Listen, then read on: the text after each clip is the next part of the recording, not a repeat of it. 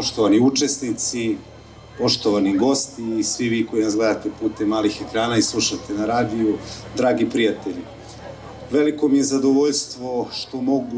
u ime grada Pančeva, ali i u svoje lično ime večeras da vas pozdravim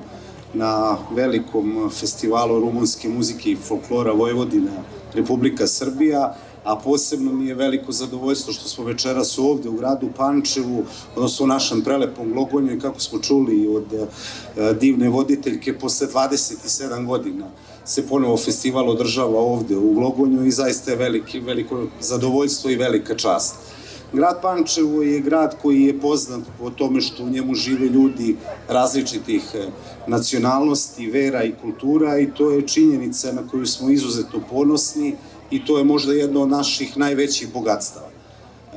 Festival koji se večeras održava, odnosno počinje večeras, nam pokazuje koliko je važno očuvanje tradicije i koliko je važno da sve to prenesemo na nova pokolenja, ali nam pokazuje i koliko je važno da budemo zajedno, da se razumemo i da sarađujemo. Jer iako pričamo različitim jezikom i negujemo različite tradicije, svi mi živimo ovde zajedno gradimo naš grad, našu pokrajinu i našu republiku, i to je ono što je od izuzetnog značaja i veoma važno, da budemo svi zajedno i da se razumemo i da sarađujemo. Dragi organizatori, dragi učesnici i svi vi koji ste